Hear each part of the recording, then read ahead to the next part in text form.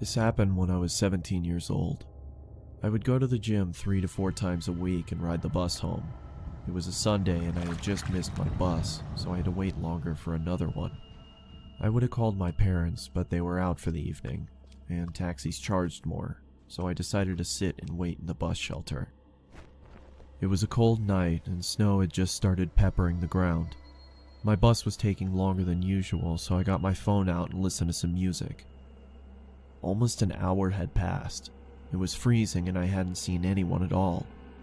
That was until I noticed something out of the corner of my eye. It was a creepy guy dressed in thick layers of clothing, walking slowly towards me. I knew staring at him would draw more attention, so I just focused on my phone. He sat down at the other end of the shelter and just stared at me. There was something off about him. He seemed like he was either drunk or on drugs. He then asked, "When is the bus due?" I took out my earphones and said, "I think it's delayed because of the snow." He stared at me for a while, then started mumbling to himself.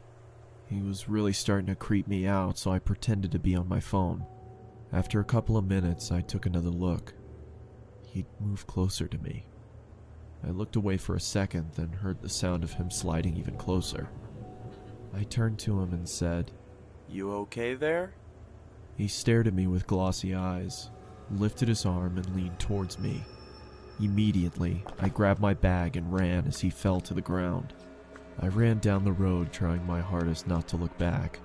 I kept going until I got to the next bus stop. I turned around to check to see if he was there. He was gone, so I went to sit down.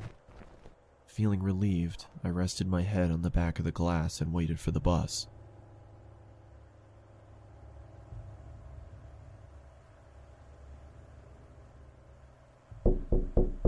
I jolted and turned around to see the same guy staring at me through the glass. What the hell is wrong with you? Then he started walking around the shelter towards me. I'm warning you, stay back! I yelled in panic as I was backing up. I wanted to run, but I left my bag in the shelter and I couldn't leave without it. Suddenly, the man leaped at me and I quickly moved out of the way. He fell to the ground face first. I froze in shock, then noticed the blood coming from his face. I tried to get a response out of him, but nothing worked. I called the police and paramedics and they arrived shortly after. I told them what had happened and they told me that the guy was on